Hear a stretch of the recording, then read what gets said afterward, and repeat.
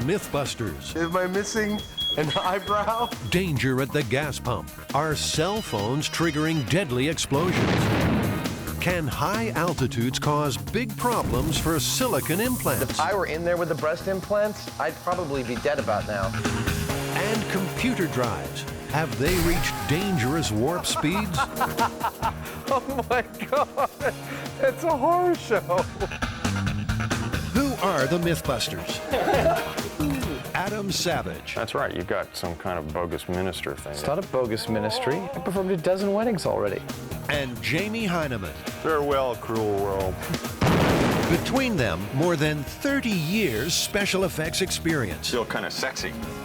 They don't just tell the myths. They put them to the test.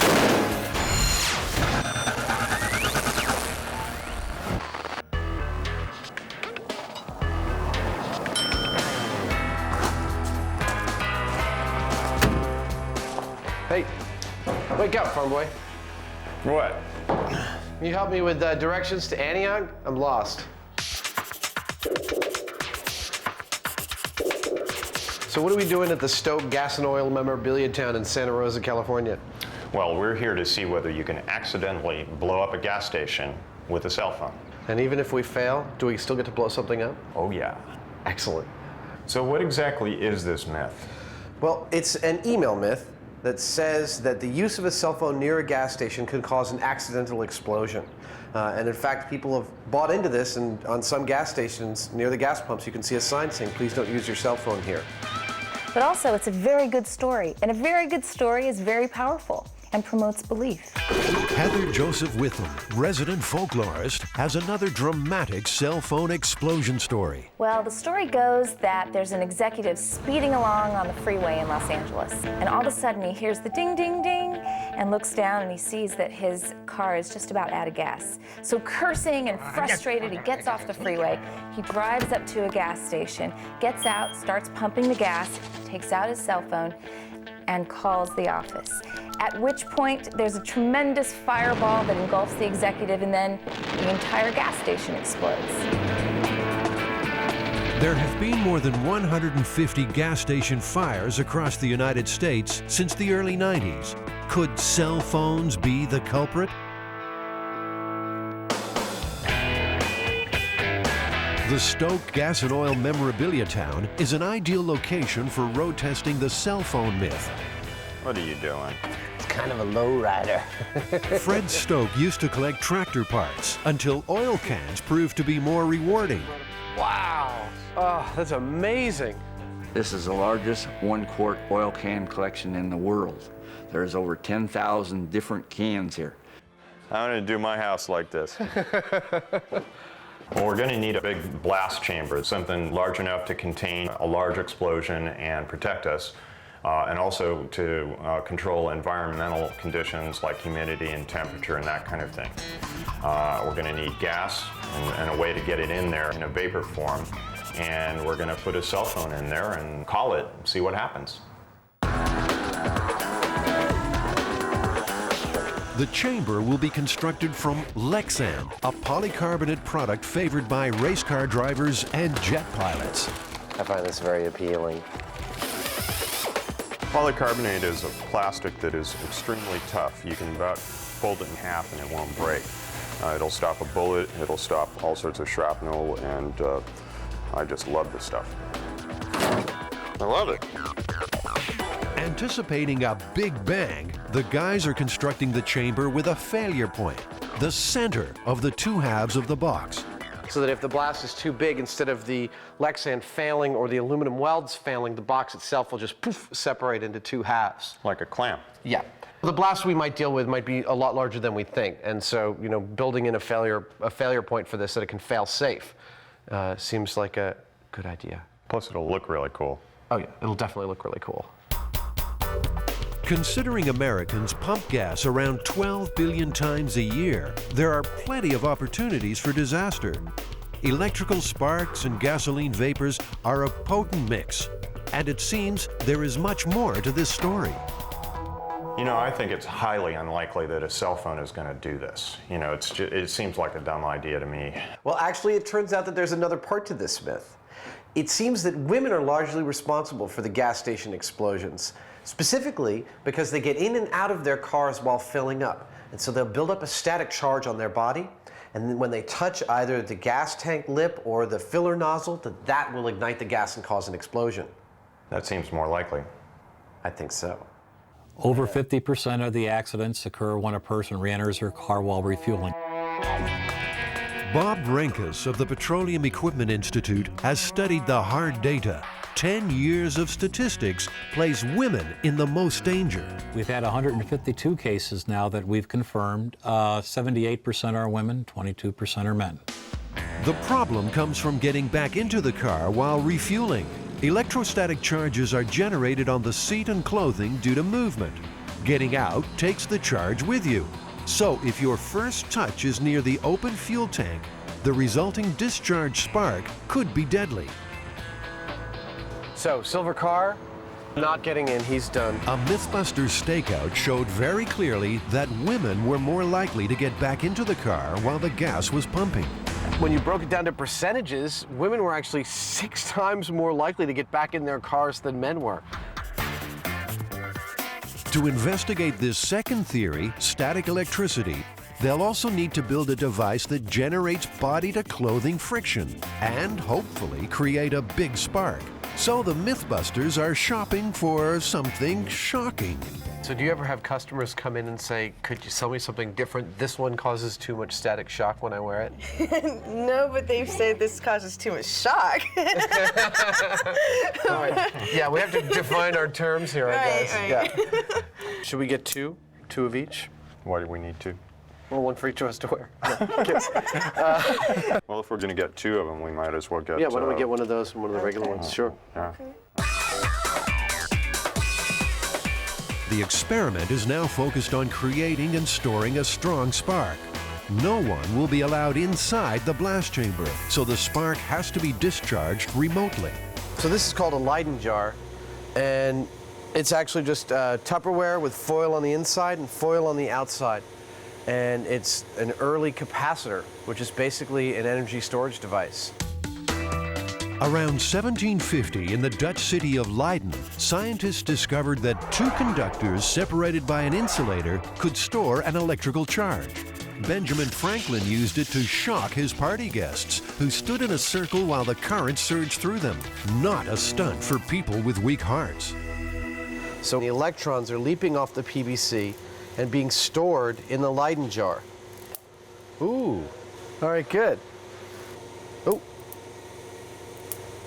Wow, I got like 3 shocks from there. With the shocking garments in hand, they're off to the auto yard to find a suitable car seat.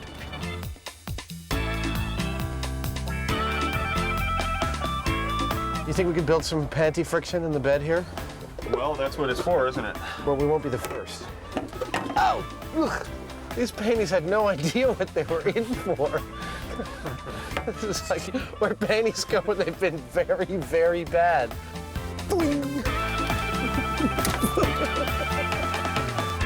I mean, I don't know which one actually to go with anymore. At this point, it's just like a sea of rubbing and vinyl and wet car seats. It's like high school. That's actually good. I got more of a charge off of this than anything yet.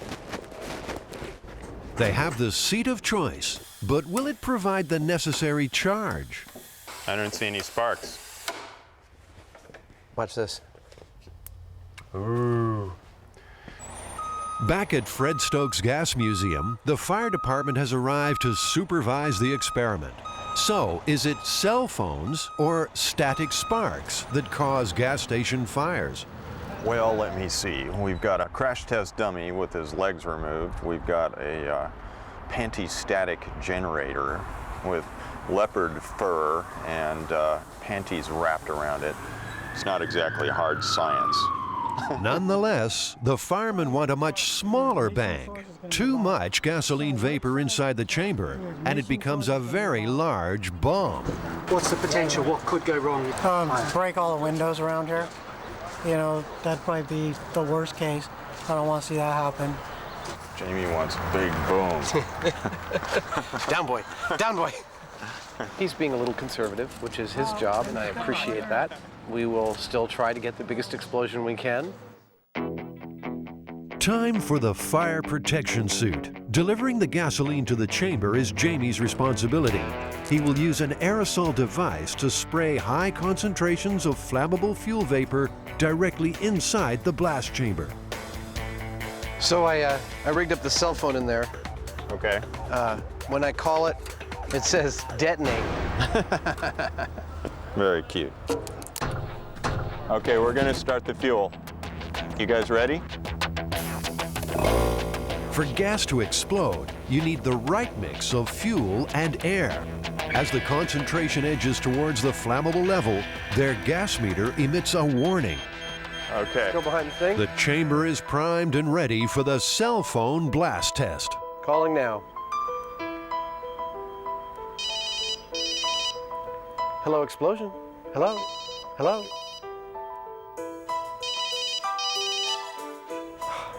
He never answers his phone. Both Jamie and Adam are confident the cell phone won't cause an explosion. It creates heat, but not enough to cause ignition. Time to test the second theory. Okay, guys, we're done with the cell phone and we're going to the panty-static generator. Keep as many unnecessary people back. Okay. I really have some concerns about that thing. I really do. Okay. All right, I will tell everybody. Thank you. You know, you'll notice the firemen are all kind of standing a lot further back than we are. Yeah. So this is not to be toyed around with. It is a bomb. Okay? Okay. With the chamber saturated in gasoline, it's time now for Adam's panty-static generator to spark an explosion. All right, we're going in 5, 4, 3, 2, 1.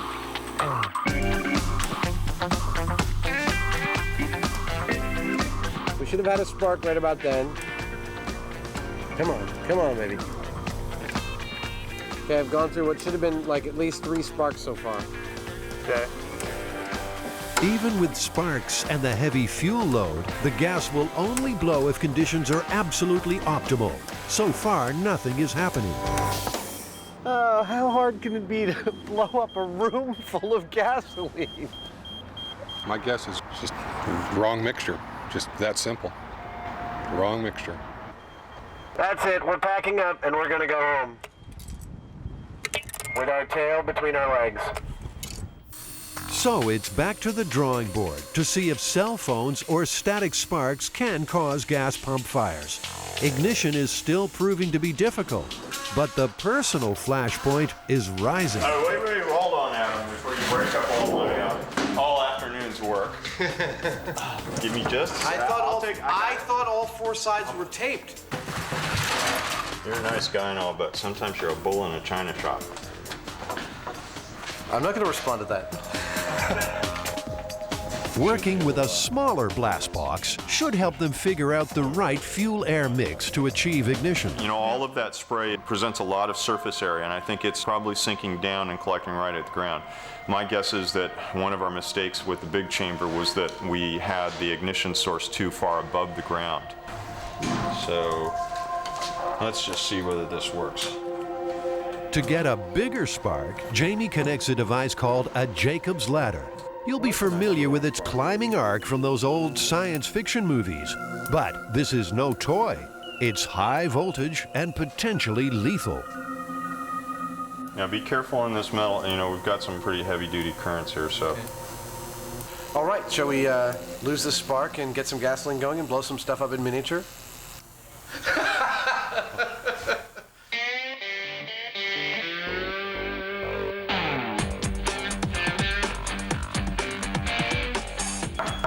Is gasoline flammable? You'll find out after this. 4, 3, 2.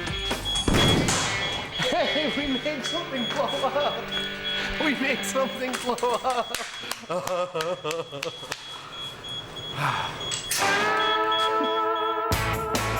Adam has improved his Leyden jar. The heavy-duty version will provide a potent spark. And finally, they are getting an ideal blend of fuel and air. Well, I lost a lot of hair on my arm. How about that? It definitely works. Okay, now I'm afraid. Adding more gasoline won't guarantee a bigger You blast. watch yourself there, hombre.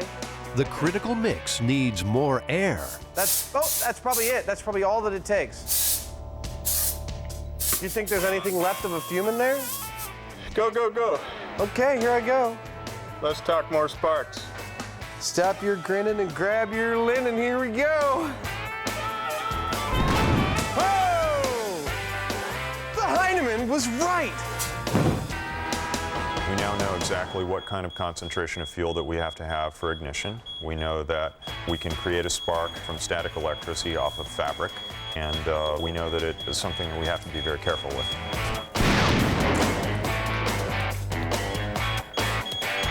I'm fine. Am I missing an eyebrow? I am missing an eyebrow, aren't I? You lost a lot of hair up there. You're kidding me. No. You're all right. It's not gonna. It won't look weird after a day or two. I think it took him about 5 seconds to worry about whether he's going to look funny for his date. I have a date tomorrow. Is it survival more important or sex? All in the name of science. Okay, that was probably one of the stupidest things I've ever done. No problem now with the static spark. The mix is right and ignition comes easily. But what about the cell phone? Will it prove to be the cause of gas station fires? Nada. Niente. Second call. No explosion. So, Bob, have you heard of this myth regarding exploding a gas station by using a cell phone? Not only did I hear of it, I'm quoted in the myth that says, Mr. Rinkus says, don't use cell phones. They can cause fire at the pump. That email's gone around, and people take that literally because they are believing everything they see in emails, unfortunately. After researching hundreds of gas station fires, Bob Renkes of the Petroleum Equipment Institute says cell phones are in the clear. Pure and simple, we don't have any accidents involving a cell phone at a service station. It just doesn't happen. But a dramatic fire department demonstration clearly shows what can happen when static is involved. People who re-enter the car during refueling face the biggest risk. They're typically younger people, because older people will go like this to get out of their car. And when they do that, they discharge. So they just simply pop out of the car, not touch anything, not shut the door, not ground themselves, not touch this. They'll take 1, 2 steps. They're wearing neoprene shoes, so they're not discharging, they're not dissipating on the concrete. They touch a piece of metal here. The vapors are coming out of the tank. The air is coming in from outside, so that's 2 parts of the fire triangle, and the third part is a source of ignition, which is the spark. The problem comes is when they overreact, they go, oh my goodness, and they leave a stream of gasoline. They already have a fire, it gets underneath the car, or they could get it on themselves. With the cell phone myth well and truly busted, they still want to make their own big static bang. So they're back at Fred Stokes Gasoline Museum with the fire department there to monitor safety. You're gonna pump the whole thing in there. It's make or break time. So today the guys are using a much higher concentration of gas in a much finer spray. Okay, that's it. All right, here we go. Watching for spark.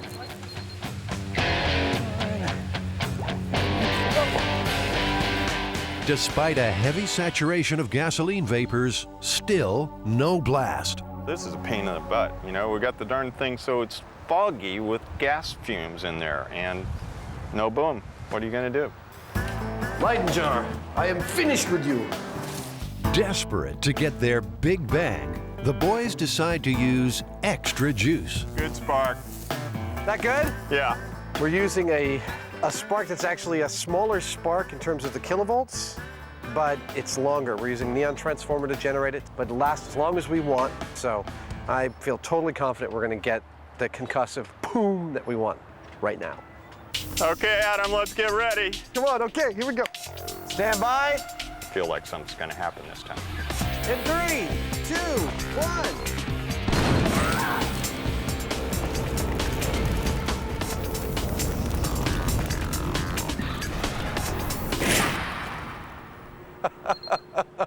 Wow, I forgot to watch. That was really cool. Right on. Whew. Hey, we got it. Yeah. That was a lot of force. Yes, it was. That burst apart this 24-foot seam of metal tape. Well, it's about time, huh? It's about time. Absolutely right. Don't be fooled. Gasoline vapors and a strong spark under the right conditions spell danger at the fuel pump. Bob, what is your recommendation if there is a spark, if there is ignition? What should you do? If you discharge here and you get a spark, don't be a hero. Don't take your nozzle out. Your gas tank will contain the gasoline. We don't want any gasoline spilling on the forecourt or on the pavement. Stand away and notify the station immediately. Adam, what do you reckon? Myth busted? Absolutely. This myth is definitely busted. No cell phone will ever cause a gas station to ignite. Just not going to happen. I agree.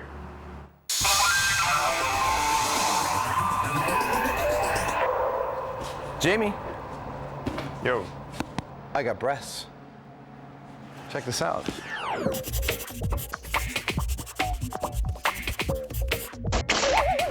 There's a myth that when you go up on an airplane, the reduction in pressure will explode your implants.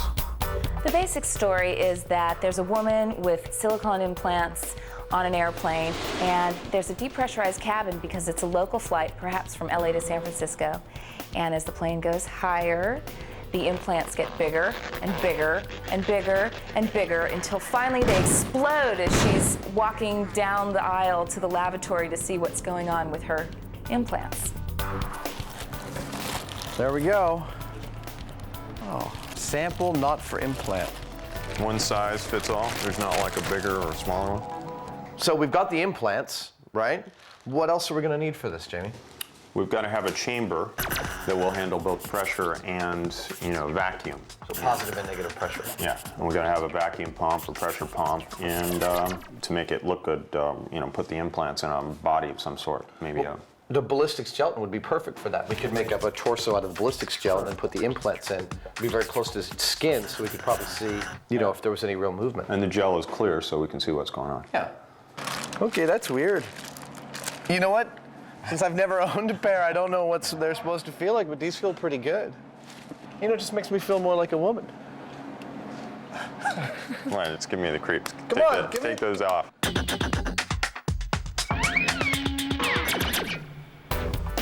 When you do it for cosmetic purposes, probably over 100,000 patients a year have breast augmentation. For that group, Plastic surgeon Dr. Gregory Georgiade knows his implants. He's performed thousands of procedures over 25 years. I have heard the myth, and you'd be not infrequently asked by patients, who had active lifestyles if they were going to skin dive, what would happen in their implants or what would happen in decompression in an airplane. And that was a common question. Have you ever heard any fantastic stories about this actually occurring? No, I never really have heard any fantastic stories. I have no first-hand experience with a patient that had a, quote, blowout at altitude along the way. But lots of people were worried about it, shall we say. Adam and Jamie are back in familiar territory, surrounded by scrap metal and high-tech surplus. I love this place. I spend every Saturday that I get a chance down here. They have coffee and donuts, cryo containers, beer kegs. What else we got? They're looking for a tank to convert to a chamber. They want to reproduce the altitude pressures that may cause an implant to expand or explode. Looks like the world's most expensive garbage can. Yeah. Now there's a tank. Unfortunately, it feels like it's maybe 2,000 pounds or so. I see one back here that's starting to look like... Oh my Lord! You have to come here and look at this. By the looks of this is, not ultra high pressure, but it's pretty good. Look at the thickness on those. I love it when I find this kind of stuff. I mean, this is so cool. This is like sci-fi right here. Probably cost somebody maybe 30 or 50 grand new, I don't know. But it's just a beautiful piece of hardware. I get such a kick out of this stuff. How much does he want for it? It's going to be by the weight of the aluminum, I'm sure. God bless them. I don't care what it was. Just tell me how much it weighs.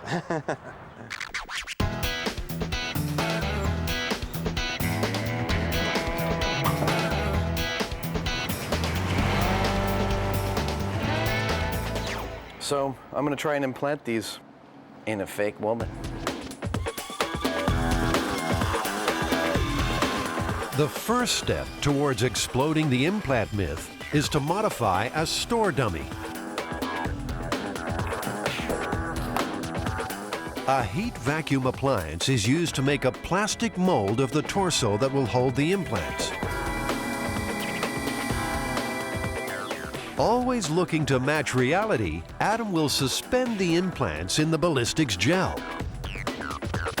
So if we let this sit for 20 or 30 minutes, the ice against the skin should make that layer of ballistic gel harden, but not the rest. We should end up with a nice fleshy barrier, about that thick maybe. The skin layer takes about 10 minutes to form. It's perfect, actually. Yeah, I've got a layer of skin here that's actually like 3/16 of an inch thick. It's not bad. Now it's just a matter of putting the implants into place.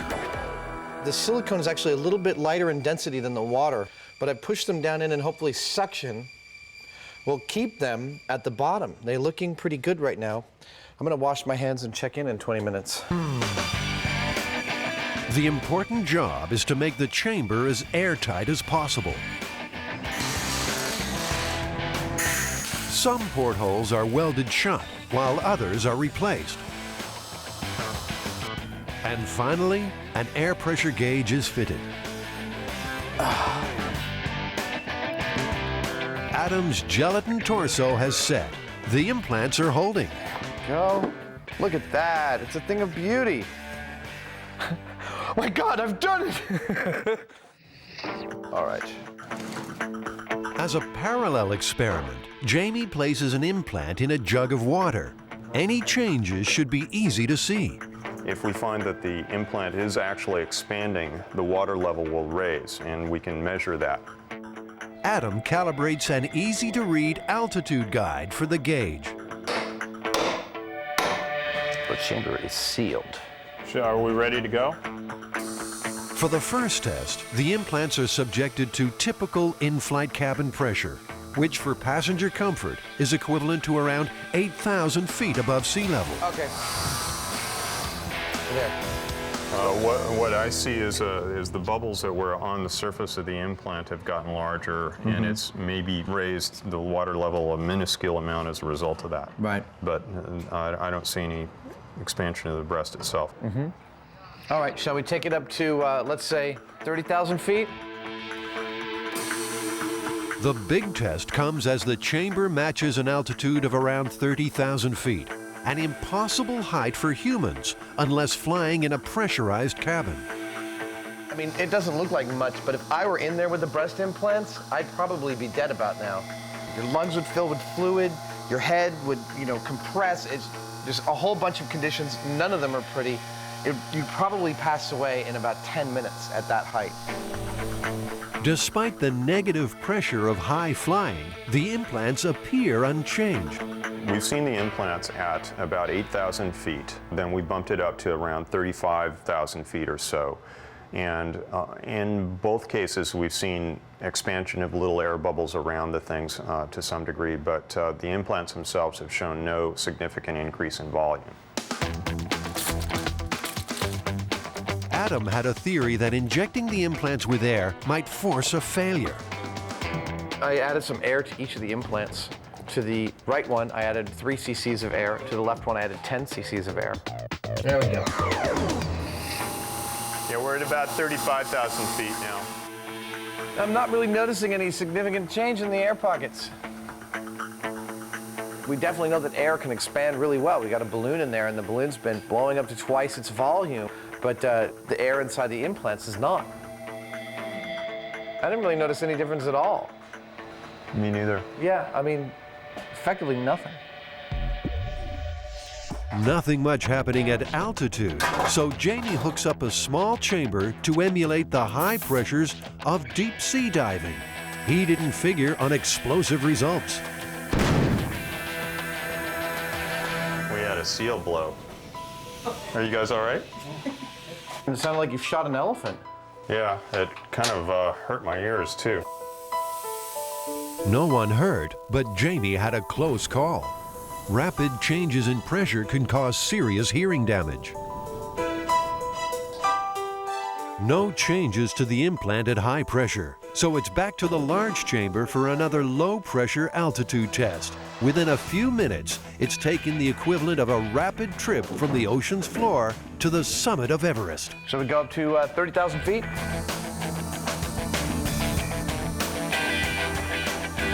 Okay. I don't see nothing. I don't see any air bubbles. I don't see any noticeable difference. So this replicated someone diving in water and then immediately getting into a plane? Yes. So effectively no difference. Scientists at Duke University have been studying the rigors of pressure on the human body for many years. This is the main clinical chamber here. Watch your heads again. And the actual chamber is compressed with air. Dr. Richard Vann from Duke University's Center for Hyperbaric Medicine knows all about pressure and the concerns of people with implants. We had several questions that came in with regard to breast implants as to whether there were any hazards with regard to diving. And as a result, we decided we might do a study, and so we approached some of the plastic surgeons who we'd been working with. Well, we found that basically in anything that the patient could survive, it wasn't going to be an issue. Plastic surgeon Dr. Gregory Georgiade provided subjects for the implant pressure tests at Duke's hyperbaric lab. The results were convincing. Basically what we have here is we have two implants that were initially the same size. And I expanded it by about 50%, which is the maximum volume expansion we could find in the studies we did, to show you what the implant would look like. And you can see it's 50% bigger. The implant could double or triple its total volume before the shell is ever going to break. So it isn't going to be an issue. And a patient that had this happen would have been dead because of the nitrogen bubbles that ended up in their brain with the bends long before the implant got to this size. So why do you think people were worried about this to begin with? Well, I think they were worried about it because the supermarket tabloids had got their attention. And that it's another good story along with Bigfoot and the Loch Ness Monster. The myth of the exploding implant appears to be well and truly busted. I got to do it really hard, right? No, you can't. Oh, God, God. But the story has one more chapter. Adam now tries an inflatable brassiere. Jamie, you want to tie me up? An earlier version of this narrative that took place in the 1950s dealt with a national sales manager for the inflatable bra, was on, again, a flight in a depressurized plane. She was wearing her product, as any good salesperson would. And as the plane got higher, her bra got bigger and bigger and bigger, and the other passengers were kind of starting to freak out. So she had to go spend the rest of the flight in the cabin with the pilots, which you couldn't do these days. Okay, wow, that sucks. That sound? That's really bad. Adam volunteers to give the inflatable bra a personal test at 8,000 feet. Go for tank depressurization. Slowly in increments. Adam, how are they doing? Are they getting bigger? Roger that, Mission Control. My breasts are expanding. Repeat, breasts are expanding. They're definitely getting firmer, but nothing exploded, unfortunately. You know, these didn't really change that much. I mean, they've got vinyl enclosures. They're going to be pretty resilient to pressure. But, you know, they were definitely firmer at 8,000 feet, but not by much. Well, do you want to go all the way? Not on camera. Shall we take it up to 40,000? Let's do that, but not with me in them. Okay. Jamie is keen to push the inflatable inserts to the limit. There should be obvious changes at 40,000 feet. Those puppies are looking pretty taut. Looks like they're about twice the volume that they started out with or so. These things are quite resilient. I'm not sure they're going to blow. Even at an intolerable 40,000 feet, these inflatable inserts are in no danger of exploding. What do you think? We can see them all expanding individually. Always looking for a novel twist, the Mythbusters loaded food items into the tank for some frivolous science. Hey, the marshmallows are definitely expanding. They're lethal. Oh, hey, we have a rupture in one of our cream-filled cakes. Look at that. Oh my Lord. Yeah. I'd say the snowballs are much larger now. They're coming off the plate.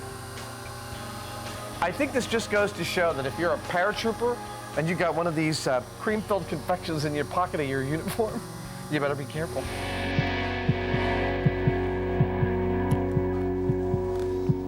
So, Hyneman, exploding implants, what do we get? No results, no expansion whatsoever on these things. You're more in danger of your cannoli rupturing than your implants actually exploding. Your cannoli? Cannoli, it's Italian pastry that's cream-filled. Oh, okay. It's not a euphemism. Okay. So, as far as I'm concerned, myth busted. Oh, definitively busted, absolutely.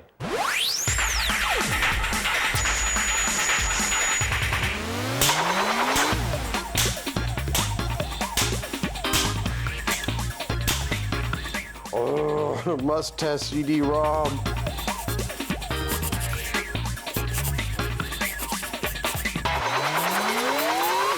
It turns out that with the brand new extremely high-speed drives, they may actually be exceeding the structural capabilities of the CDs themselves and shattering them into tons of pieces, sometimes even leaving the computer. Wow. Yeah, so we're actually going to try and do this. We're going to try and speed up a bunch of CDs under a bunch of conditions and get them to explode in all sorts of spectacular ways. I like that. Yeah. Along with the computer drive, they will adapt some high-speed tools to spin the CDs beyond 30,000 RPM. At that point, they expect to see critical failure. You know, this could be dangerous. Absolutely. In fact, sharp fragments of polycarbonate are going to be traveling in excess of like 700 miles per hour. I think to test to see if it can penetrate skin, we'll put our ballistics dummy in there. I think so. I think he's perfectly suited to sit in front of this computer and be abused.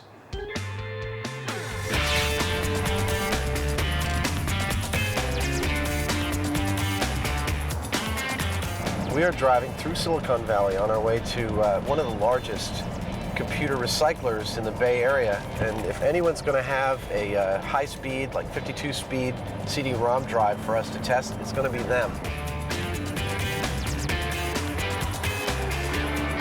If there's something better than a computer store and a shopping cart, I'm not sure what it is. This is Adam's Life 3.0. I need to get a couple towers to put these in. What I'm trying to test is the idea that, you know, these ultra-fast drives have actually exceeded the physical limitations of the CDs and shattered them inside the case. Have you guys ever had that happen? There has been a couple cases. One customer in particular did bring back a CD-ROM drive, had some contents rattling inside. As we opened it up, we discovered that the CD itself is shattered completely into many, many pieces. That's the one I remember notably. Yeah. That sticks out in my mind. Yeah. Mm-hmm. So, yeah, let's get this one. 145. 145. Hey, how about that? Okay. Good enough? That's good enough. Right. Yeah. We'll take it back to the lab and destroy it. CD manufacturers are aware of developments. David Bunzel from the Optical Storage Association has been tracking the stories. And it seems that much of it relates back to an article that was generated by a PC journalist based in Sweden. And he was able to do some testing that he suggested at 30,000 RPM, which would approximate a 52x CD-ROM drive, that they would explode. Over time, we've talked to various people in the industry, and it seems to be very difficult to replicate.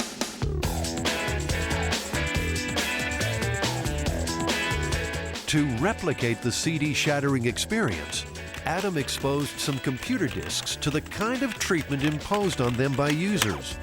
CDs that blew apart in computer drives may have been damaged by sunlight, corrosive spills, or normal wear and tear. To test this myth realistically, a few CDs had to be sacrificed.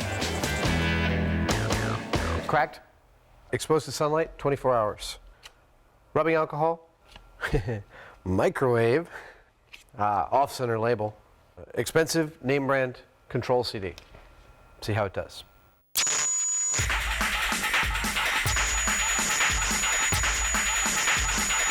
I've just installed Windows on this computer so that I can install this drive externally, and hopefully we'll be able to operate it while being able to view the CD spinning.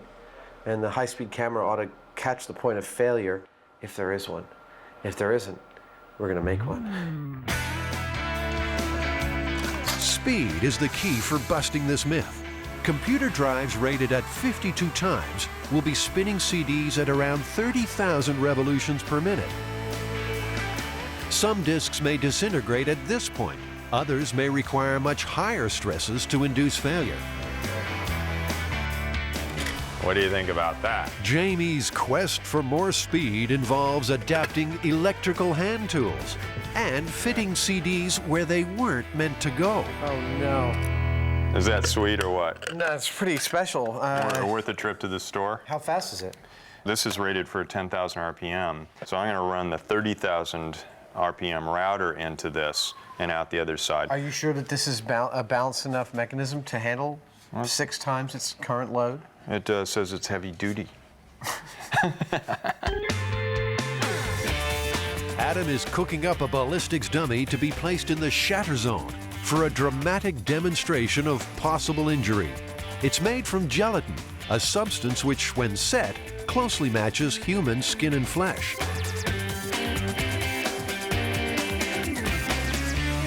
Wish I could understand why we can't get this to spin up to its full speed.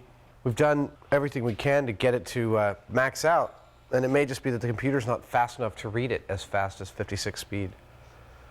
The budget computer failed with the latest 56 times drive, achieving only 20,000 RPM, nowhere near fast enough. It should be pushing at least 30,000. Jamie has another plan. Frankly, I'm terrified of Jamie's drive. He's built the equivalent of a 300-speed drive in there. I don't want to be anywhere near it, and I'm really glad we have it contained in the blast chamber because the drive itself may fail catastrophically. Jamie is adding more power to the equation. He's adapted a super fast motor and plugged it into a variable speed controller. And this motor is set up to go maybe 90,000 RPM if not for the drag on it. I'm guessing it might go like 80. Ought to go faster than it's supposed to though. Oh, this is cool. Wow. Look at me, I'm a god. Doesn't look much like you, Adam. Looks exactly like me. Look at that. You know, I've always wanted a 6-pack. Closer to the center. Okay, there we go. All right. Doctor, the patient is ready. Revving CDs up to demolition speed is the aim. Jamie's customized drive is about to get its chance. Contact.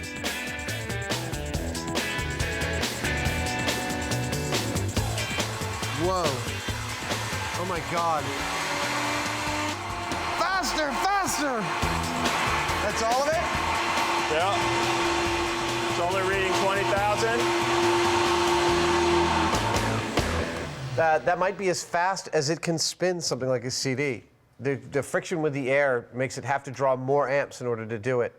We'd do better direct drive right off of the router, and I know it would spin that up. They're still unable to get to the required 30,000 RPM. But the workshop has other fast tools. Lathe, 2,000 RPM. Bench grinder, 3,500 RPM.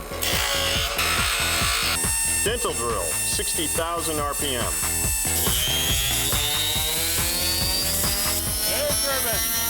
I'm not sure how fast it's going, but it's awful fast.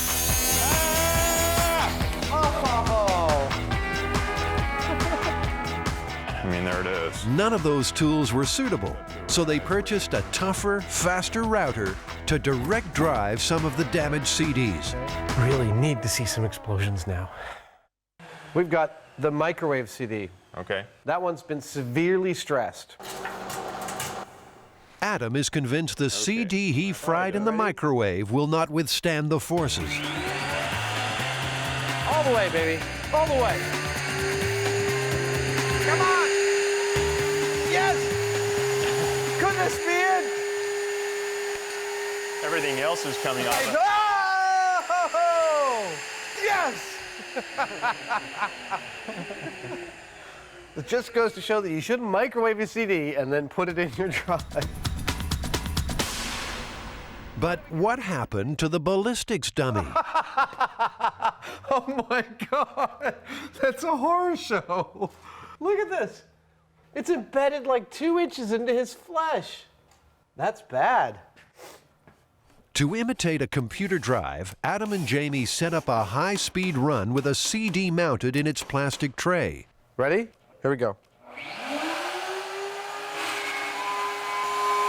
That's 25,000, 24. See, I'd turn my computer off if it was making that noise. Oh! Well, In there the you tray. go. We got failure at 25,000 RPM. In the tray. Absolutely, and that was a control one. We didn't damage that one at all. That CD was whole and intact. And the tray made it fail pretty quickly. Yeah, you can smell the burning plastic from it. Yeah, here, look. Yeah. Even the computer drive's metal shield is given a solid microwaved CD workout.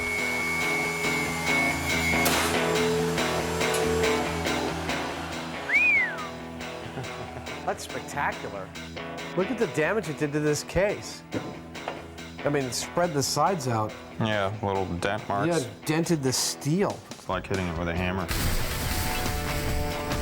If the high-speed 52 and 56 times drives are already causing some discs to shatter, what does the future hold?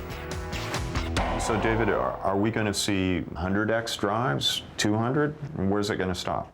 I wouldn't really expect the optical drives to go much past the 52x range. I think what you're going to see in terms of increased capacity is going to be done more with different types of lasers, different technology in packing the bits tighter on the disk.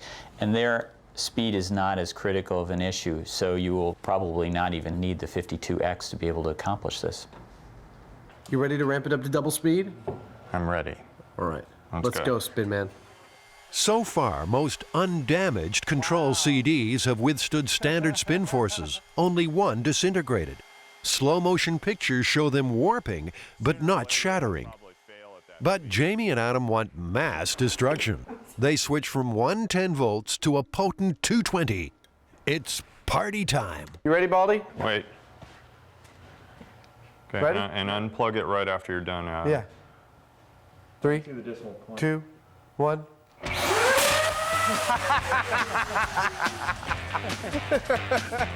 Next one.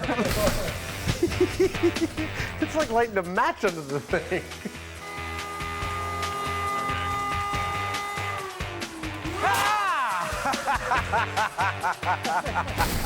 Okay, next one. Next one.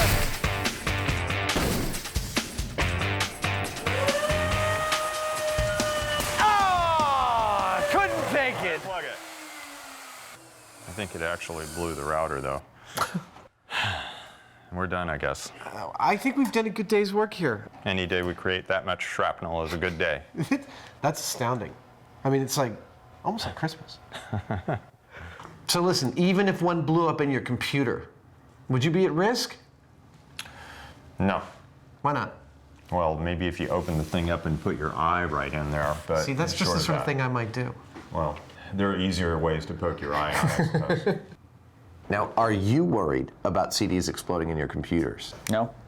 I have three computers that sit around me, and I don't sit there with any concern that I'm going to have fragments flying at me.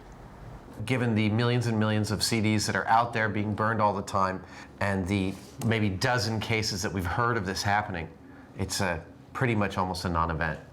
I agree. It's not something the average buyer has to worry about. Highly, highly unlikely.